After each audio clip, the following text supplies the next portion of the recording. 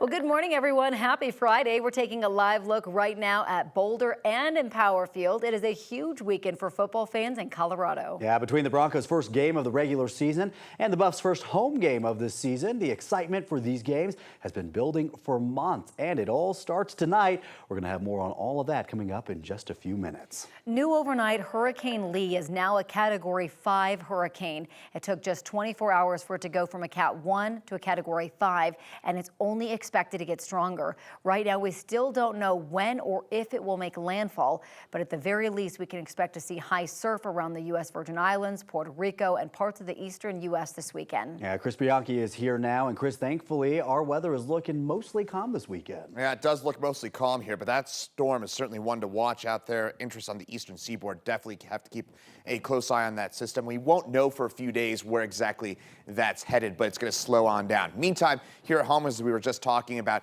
it's another hot one ahead for us here along the Front Range. Breezy at times, but big changes in store for this weekend, and those changes will mostly arrive for your Sunday. For today, though, 91, so same thing as what we did yesterday and back on Wednesday as well. Highs in the low 90s and lots of sunshine in store for us. And the Eastern Plains, mostly upper 80s and low 90s in store for us. A few mid-90s in the Southeast Plains. Again, this is very hot for this time of year. This is a map in the middle that you would expect in the middle of July that we're seeing here in the second week of the month of September into the mountain 70s and 80s for the most part. Those highs for today should get up to about 90 for us here in Denver. Lots of sunshine. We will see some bits of wildfire smoke. That's one thing to watch out for, maybe a little bit different. Again, some of that smoke out on the Eastern Plains. And then a quick look at that 7-day forecast. We'll see showers and storms for Sunday and Monday. I'll have more details on that coming up in my full forecast.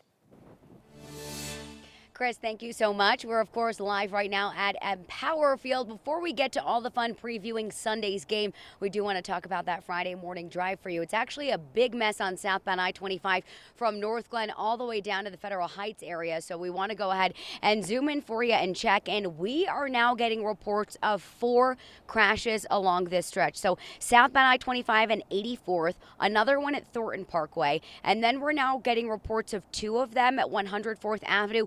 One of them involving a motorcycle and a car. This travel time, 26 minutes between 144th Avenue and 76. So it's about a 16-minute backup is what we're seeing at this hour. Washington Street and Huron Streets are good workaround options if you want to avoid the interstate altogether because it's a pretty big stretch of delays. And then right now we're seeing about a 10-minute backup heading into Commerce City on westbound 76. Erica, thank you. In just a few hours, the man accused of exposing himself and sexually assaulting women on trails in Jefferson County is set to be arraigned. Deputies arrested 20-year-old Glenn Braden last month after several women were targeted on trails between April and August. He's facing several felony charges, including attempted sexual assault. Braden's also facing misdemeanor charges for indecent exposure. Today's hearing is set to start at 9 o'clock in Jefferson County. Also today, the 3 people accused of killing a woman by throwing rocks at her car are scheduled to be in court. Police say Mitch Karolchik, Joe Koenig, and Zachary Quack threw landscaping rocks at several different cars back in April. One of those rocks hit and killed Alexa Bartel while she was driving home from work. Karolchik, Koenig, and Quack are now facing several charges, including murder. Their hearing is set for 1 o'clock this afternoon. Just 1 week until United Auto Workers contracts expire. That union represents people at Ford, GM, and Chrysler. They're asking for a 46% raise. GM offered 10% and says its deal is solid. The workers say if they don't reach an agreement, they'll go on strike. It's one of several unions that have threatened to go on strike this summer. For some context, the Teamsters Union recently got a 48% raise for UPS workers, and the Union for American Airlines pilots won its members a 46% pay bump. The U.S. Open semifinal was put on hold for almost an hour because climate protesters interrupted the match between Coco Gauff and Karolina Muchova. 4 environmentalists stood up in the Arthur Ashe Stadium and started chanting about getting rid of fossil fuels. One of the protesters glued his bare feet to the concrete floor. Police eventually got them out. Gauff went on to win this match to advance to the U.S. Open final. It's 6:34 right now. 12 hours from now, Pearl Street in Boulder will be packed with Buffs fans getting ready for the first home game of the season. Tonight is the annual first Pearl Street Stampede of the season. The team, the marching band, and coaching staff will all parade down Pearl Street with Buffs fans cheering them on. It starts in front of the county courthouse at 7 o'clock tonight, and then the game against Nebraska is tomorrow morning at 10 o'clock. When that game starts, Folsom Field will be packed. And it's going to be very loud. CU's game against the Huskers is now one of 4 sold-out home games already this season. The university announced Thursday that their home games against Colorado State and USC have sold out. That means there's only 2 more home games that still have tickets available. Homecoming against Oregon State and their senior day matchup with Arizona. The Buffs haven't had this many sellout games since 1996. Clearly a lot of hype around this team. Tomorrow's game will be the 77th sellout in Folsom Field history. We're also counting down to the first Broncos game of the season. Erica Lopez live at Empower Field this morning. Yeah, getting this ready for Sunday, Erica. The lights are on, the field is ready. We have our orange on, and you're saving our seats for the big game.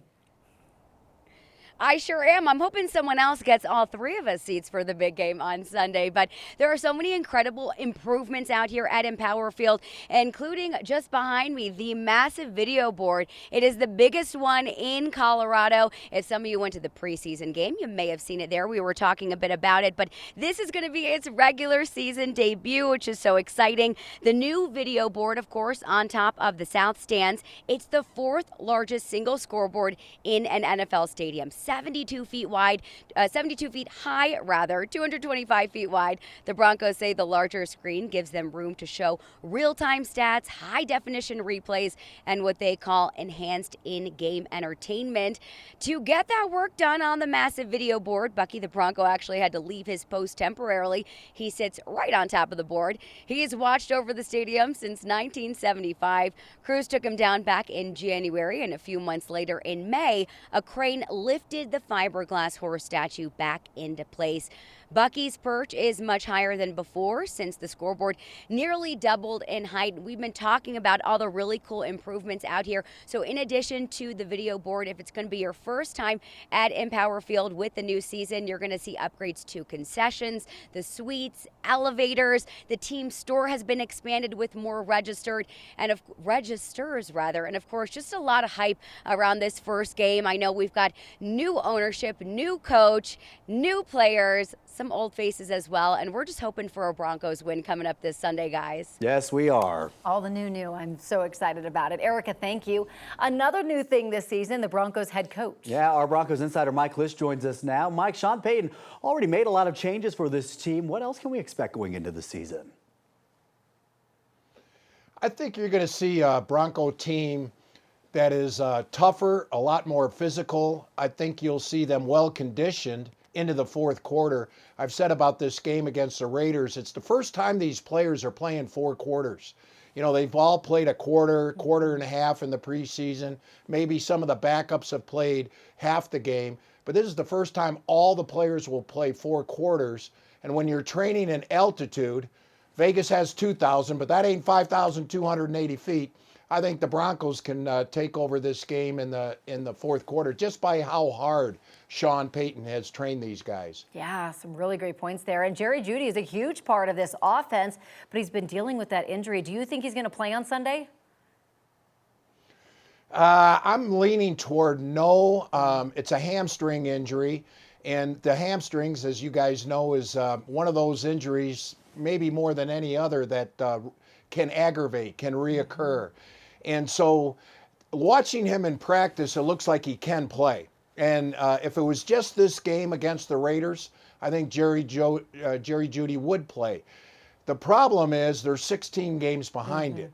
And if he aggravates this injury in game 1, you may lose him for 4 or 5 or 6 more games after that. So I think because of that, it would be wise if they sat him out this one game. He is close. When we saw him getting carted off the field a couple weeks ago, no one thought he'd get to the point that it's even possible. It won't be decided until game time, or, game day, I should say, probably Sunday morning, see how he feels. But I think if the Broncos management is smart, they'll hold him out this game and try to get him out there next week against Washington. Right, better to miss one game than multiple games or even the season there. So, of course, Mike, for this home opener of the regular season, they're kicking things off with the rivalry game against the Raiders. Wondering what this means for the team going into this new season. Sean Payton has said that it's not really a rivalry, that the NFL doesn't really have rivalries, that it's more of a collegiate things. It's more about the division. And it is a division game, and so therefore it does matter. I mean, with Sean Payton, here's the deal with the Broncos. After 6 consecutive losing seasons, that's what they're bringing in. To Broncos country, they're bringing in a lot of negative baggage. So if they can win this first game, you can kind of dump a lot of that garbage, if you will, from the past and kind of move on. It would help them move forward into 2023, build hope, build excitement. By itself, it's not that big a deal. I mean, that a Kansas City Chiefs lost last night, does anybody think that they're going to miss the playoffs this year? I think everyone thinks they're still going to come back. But it would be nice. It's not a must win, but it would be nice if the Broncos did win. Yeah, because it's the Raiders. We just don't like the Raiders. For the fans, it is still a rivalry, right? Yeah. All right, Mike, thank you so much. We are looking forward to this weekend. Appreciate you joining us. Let's get a check of that forecast. Chris is joining us. CU, weather's going to be fine. Broncos, there might be some issues. Exactly right, Corey. It's the Broncos game that we're a little bit more concerned about. Looks like there's going to be some rain around during the game. I would say at this point, it looks more and more like the rain, hopefully holds off till after the game. But I would plan, if you're heading to the game, plan on rain. If you're planning on tailgating, plan on, again, rain gear, because we could be dealing with both before, during, and after the game. But the best chance will be after the game, and it stays cool for Monday. Welcome back. It's 6:44 right now on your Friday morning. This is a look from Lookout Mountain, a beautiful start to your morning. It is going to warm up today. We're talking 90s, but there's a big change in the forecast coming up for the weekend. Chris is going to have the details coming up in a couple of minutes. Yeah, some fall-like weather for some football. Little summer, little fall, the Yeah. whole thing. We're counting down the minutes until kickoff at Empower Field. That's where Erica Lopez is this morning, chatting with some of the Broncos cheerleaders. Good morning, Erica. Good morning, Jordan, Corey. Yeah, I've been having a blast getting to know Sophia and BB with me this morning. We were just saying, glad you guys wore your full chaps because it's chilly out here this morning. It is. Great day to have full chap on. Yeah, absolutely. Okay, so Sophia, this is your 3rd season. BB, this is your 2nd season. We were just talking about morale and hype so far leading into this first game. Can you tell me what's the tone with the cheer squad right now? I think it kind of follows what Sean Payton is doing with the team. We're in a state of high discipline and just a lot of excitement. And bringing the season home opener to our crowd here at Empower Field is going to be huge this weekend. Absolutely. Okay, Sophia, this is your 3rd season. Seasoned vet, I think I could call you over here. And you're a Colorado native. What does it mean for you to have this future, to have some serious potential for this team finally? I know we had the hype last season, but I feel like it's really real this season. It is. I'm so excited to be able to watch it from the field. My family is original season ticket holders, so I've been able to watch from the stands throughout our top years and just through all of the years of Broncos, so I'm excited to be back on the field this year and watch all the success unfold. Oh, that's so exciting. We are too. And what has training and preparation been like? You guys were just telling me it's really all year. It never really stops.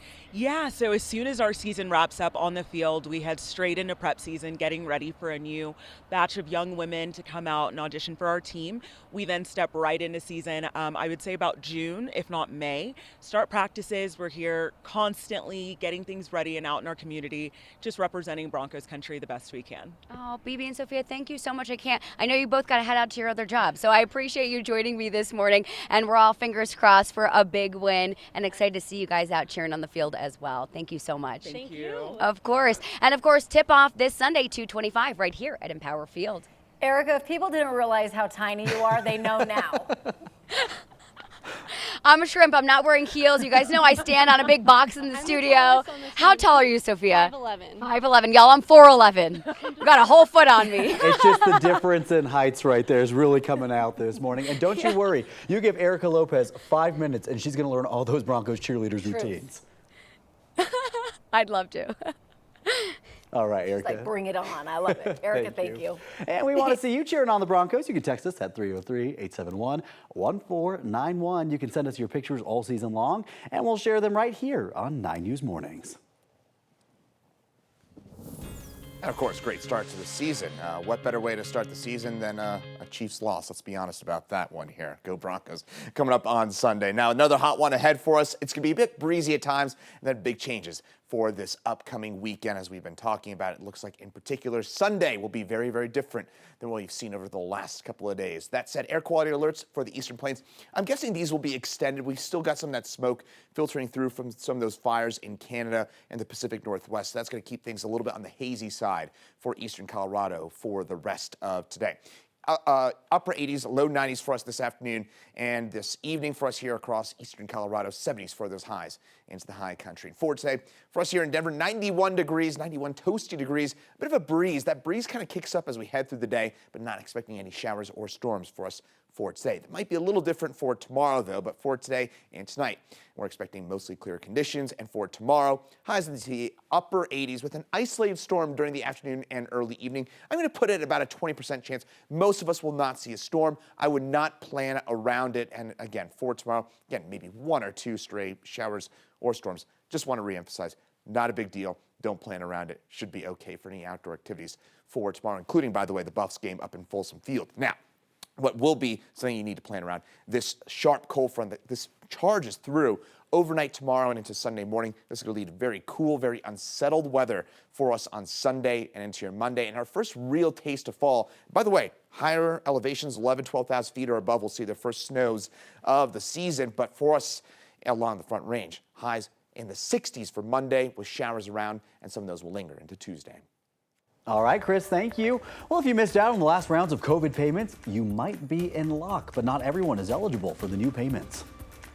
Coming up on today, something new when it comes to ride sharing, and it's going to be music to the ears of busy parents who spend countless hours driving their kids back and forth to lessons and practices.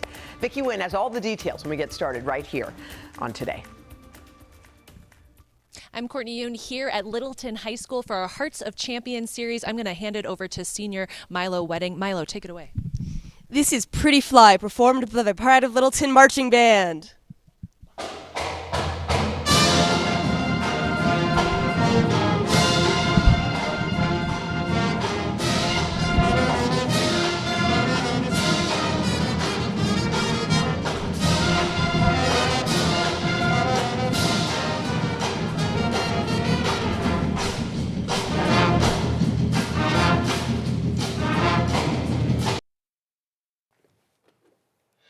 Welcome back at 6:52 right now. Westminster police are asking for help finding a missing person. They say Zachary Chance was last seen on Wednesday evening.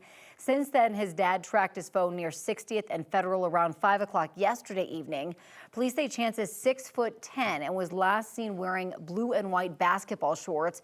Anyone with information is asked to call Westminster Police. Today, the woman accused of carrying out Colorado's largest casino heist on record is due back in court. Sabrina Eddy is set to be arraigned today. She's accused of stealing $500,000 in cash bricks from the vault at Monarch Casino. Eddy was a cashier there. Investigators say at first she told them that she got a call from someone she thought was her boss telling her to take the cash and deliver it to a guy outside a hospital. Investigators now say Eddy took the money after threats from people who knew her late husband.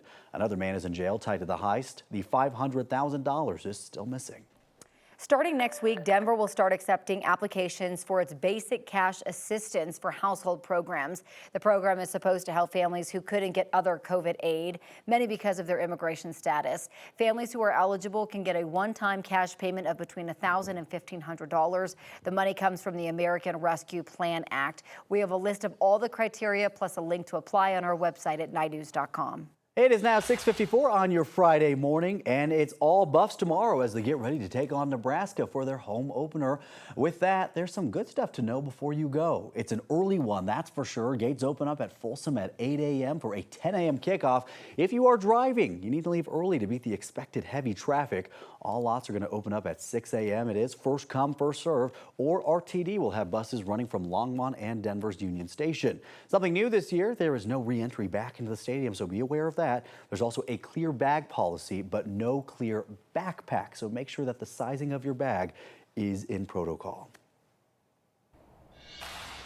And we are live at Empower Field, of course, giving you a little preview of what you can expect at Sunday's game. We know it's 2 days away, but the hype is here for the first preseason game right here at Empower Field. Also, coming up over on Channel 20, we're going to be talking about the second season of girls high school flag football. You won't want to miss us. That's coming up in our 7 o'clock hour. But of course, we're all looking ahead to the forecast. We've got the Buffs game tomorrow, and then we've got Sunday's game here at Empower Field. So, Chris, what can we expect? Yeah, Buffs game tomorrow. That's going to be fine. Just bring your sunscreen for that one. But in terms of the Broncos game on Sunday, want to get a look here. So we've been talking about this throughout the day. Looks like to me that those best chances for showers and storms will hold off till after the game. Here's kind of the reason why. We see that rain move through, maybe some showers around during the morning. So if you're tailgating before the game, I would plan on rain. Hopefully it holds off, but there will be rain around. But it looks like the rain, and we get that upslope flow out of the east that really kicks in during the afternoon and early evening. So what I'm hoping for here, and Corey and Jordan, I was counting the computer. I'm really fun at bars. I counted the computer forecast. I was counting the computer forecast models. 3 out of the 4 that I looked at, 3 of them hold the rain off till after the game. So hopefully, those are the correct ones. If you're watching computer forecast models, hope you're right about that. But 3 of them kept it off till after the game. All right, now we know if you ever want to forecast, just take Chris out for a drink. Yeah, woohoo. That's football weather, though, Sunday, truly. Yep, definitely, no doubt about that. All right, that's it for us. We're headed over to Channel 20, and it's Friday, so congratulations. You made it through the week. Woo, baby, the weekend. Why are y'all running so slow? There's a squirrel right over there that is slightly alarming to me right now. I hope it doesn't get too close. I can't even chew and walk gum at the same time. I can't even say that at the same time. It's in the eastern plains of... I'm sorry. Jordan Corden. I like that new name for us. Corden, Jordan. It's like I just came up Bennifer. with your celebrity couple name. We got pumpkin spice latte. And it's ice.